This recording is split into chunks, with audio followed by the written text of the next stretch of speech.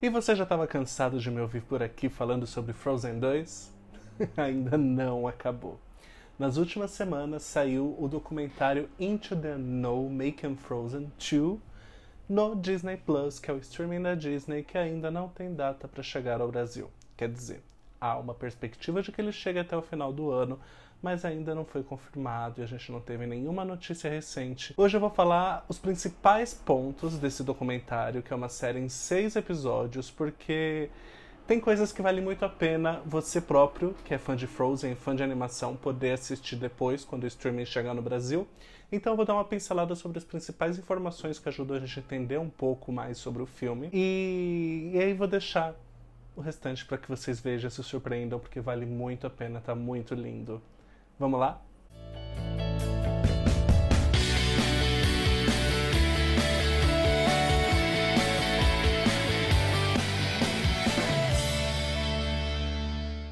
Bem-vindo ao canal Orelhas e Tiaras, eu sou Paulo Gratão e nós temos vídeos aqui todas as terças e quintas ao badalar do meio-dia. Se você gosta de Disney e de teatro musical, eu já te convido para se inscrever aqui nesse canal, porque a gente sempre tem notícias sobre esse assunto.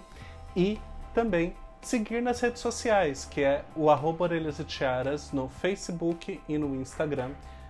E eu também tenho o meu Twitter pessoal, que é o @PauloGratão, onde eu também comento sobre esses dois temas e sobre um monte de outras coisas. Essa série, Into the Unknown, Making Frozen 2, fazendo Frozen 2, chegou a ser anunciada para a estreia do Disney Plus. Quando o Disney Plus saísse, a série também iria sair. Eu falei sobre isso em um vídeo que foi lançado no ano passado, falando sobre tudo que teria no Disney Plus. Se você também quer ser sempre o primeiro a saber das coisas, já ativa o sininho depois de se inscrever no canal para receber as notícias assim que elas saem, ou o mais perto possível disso. Só que pelo que a gente vê ali no documentário, a gente entende por que ele atrasou tanto para sair. Na verdade, tem tanto spoiler dentro daquele documentário que se ele saísse assim que o Disney Plus saísse, ia ser muito entregando o final do filme para todo mundo, porque a todo momento, alerta de spoiler, a todo momento, como o documentário se passa dentro da Disney Animation, tem pôsteres com as artes conceituais da Anna vestida de rainha, por exemplo, sabe? Então, eles tomaram uma boa decisão em segurar para julho, né, no caso junho, que saiu esse ano, para todo mundo já ter dado tempo de assistir. E o último episódio, inclusive, mostra como foi a aceitação do filme mundialmente. Então, era preciso que tivesse esse material para se fazer uma série completa. Eu entendo porque eles não lançaram naquela época. Bom, como eu disse lá no início do vídeo, eu vou falar aqui as principais notícias, os principais pontos que ajudam a entender por que o filme saiu do jeito que a gente viu. Não vou me estender em detalhes, porque eu acho que é uma série que vale muito a pena ser vista e talvez tenha muitas experiências que você talvez queira viver junto com personagens não, com os animadores, com os diretores, com os compositores. Então eu vou passar aqui os principais pontos, as principais notícias. O documentário se passa todo dentro da Disney Animation, então você vê todo momento esculturas de personagens, salas com nomes de personagens, quadros, pinturas, então é uma experiência bem legal que eu recomendo, porque não é sempre que a gente pode entrar na Disney Animation Studios, né? Bom, mas vamos lá ao que interessa. Frozen 2 se tornou a maior bilheteria de uma animação na história do cinema. Isso também a colocou entre as maiores bilheterias da história do cinema. O filme demorou 4 anos para ficar pronto, mas em janeiro do ano passado, cerca de 10 meses antes da estreia, menos de 25% estava feito. Eles tinham que correr contra o tempo. O que já se sabia sobre o final da história. A Anna e a Elsa se separariam. Eles não chegam a falar isso no documentário, mas isso fica implícito. Porque a Elsa seria o quinto elemento, ela se descobriria, e a Anna seria rainha, por causa das artes conceituais que eu disse que dá pra gente enxergar no estúdio. Mas eles não sabiam o que levaria elas até esse caminho, qual seria a incógnita? A maior prova disso é a canção Show Yourself, que foi o maior problema para eles. Eles passaram praticamente um episódio inteiro discutindo como que seria essa música, se ela entraria ou não no filme, porque a música trata do descobrimento da Elsa. Sim, agora eu te encontrei, mas encontrou quem? O quê?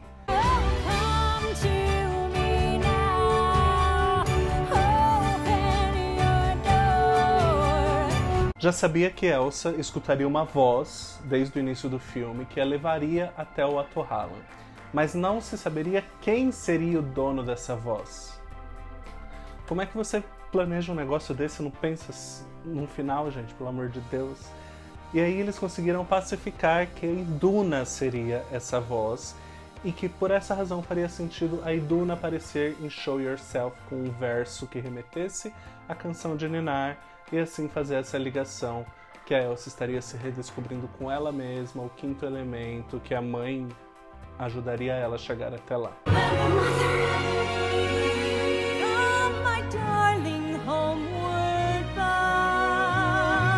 Inclusive, quando a gente viu aquele primeiro teaser que deixou todo mundo impactado, criando 1000 teorias sobre o filme, eles estavam com 40% só do filme pronto e não sabiam ainda como que a história ia acabar.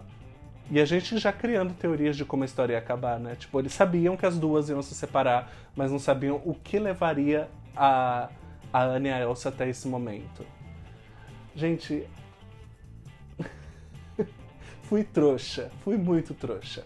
Essa informação, na hora que eu assisti, me deixou meio... Gente, como é que eles não sabiam disso? Como é que eles estavam fazendo o filme e pronto? Só que no final de 2018, saiu uma notícia de que a Rainha Iduna teria uma grande importância em Frozen 2. E isso foi importante, e é importante lembrar, porque no final de 2018 a gente não sabia nada sobre a história. Absolutamente nada, só sabia que existiu Frozen 2. E aí tiveram várias teorias a respeito, eu mesmo fiz algumas, eu coloco aqui para vocês verem nos cards. Meses depois, durante a produção do filme, eles não sabiam quem estaria levando a Elsa até esse final. Qual a importância grande a Iduna teria na história se não fosse essa? Eu não sei, isso pra mim tá meio nebuloso, então quero que vocês comentem aqui pra saber o que vocês acham que isso tem a ver? Qual a importância teria a Iduna se não fosse essa? Claro que muita coisa pode mudar durante o processo de um filme, mas eu acho meio estranho você começar um roteiro, começar a desenvolver uma história que já está sendo desenvolvida há 4 anos, sem saber como vai ser o final e o que vai levar até o final. O que é mais importante que o final em si é óbvio que é a jornada, né? Ainda mais um filme desse que se propõe a ser um filme de aventura. Só o que parecia que eles sabiam e que eles frisavam muito é que a Elsa deveria trocar de roupa no final, quando ela descobrisse quem ela era.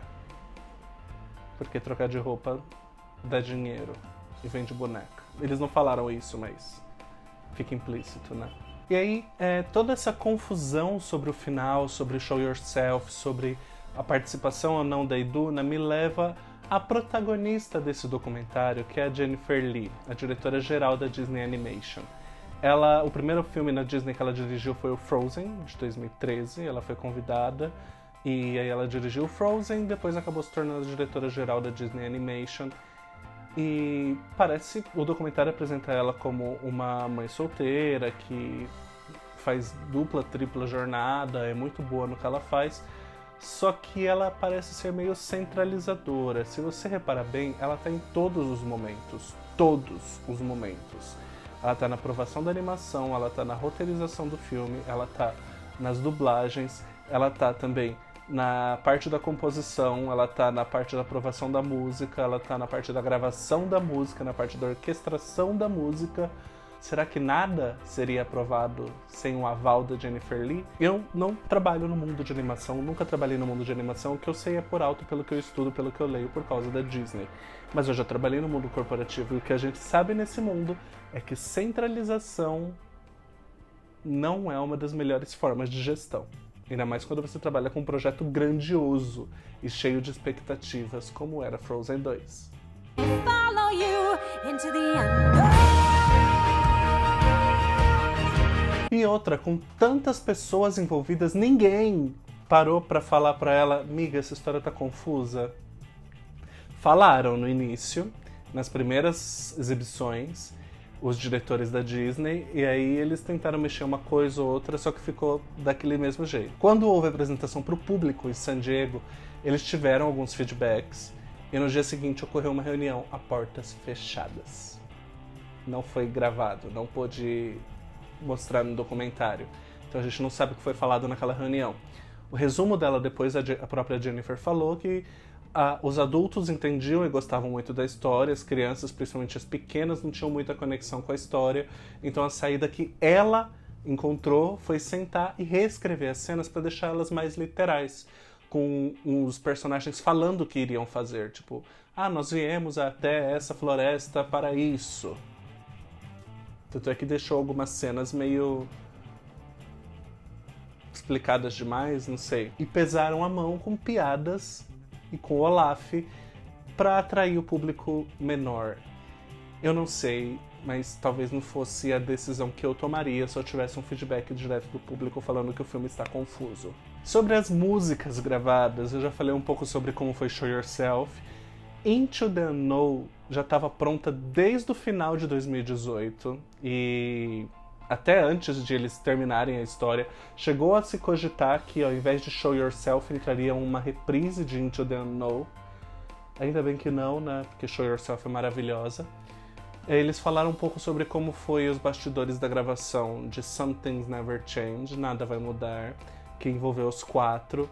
O Jonathan Groff, que é o Christoph, teve que gravar de Nova York porque ele estava em cartaz. E também falaram um pouco sobre bastidores de The Next Right Thing, que é a música da Anna no final. A Kristen Bell teve que visitar lugares muito sombrios dentro dela para conseguir trazer aquela música, então a gente tem um pouco sobre a história dela própria ali, são uns momentos bem emocionantes. O filho do Chris Buck morreu enquanto eles estavam divulgando Frozen 1, então ele se dividia entre colher os louros do filme e receber os pêsames pelo acidente de carro do filho. E aí, pro Frozen 2, essa música foi meio como uma homenagem pro filho do Buck. E eles também resolveram colocar um personagem com o nome do filho dele, que é o Ryder, em homenagem a ele. Então, essa música também tem um lugar muito especial dentro da história, por trás da história de Frozen. E além do mais, teria uma música que foi cortada do Matias e do Povo Nortaldra, e que o Sterling K. Brown ficou muito chateado quando soube que a música foi cortada. Isso mostra no documentário também. Bom, o vídeo de hoje foi esse. Espero que vocês tenham gostado do vídeo. A gente se vê no próximo. Até lá. Tchau, tchau.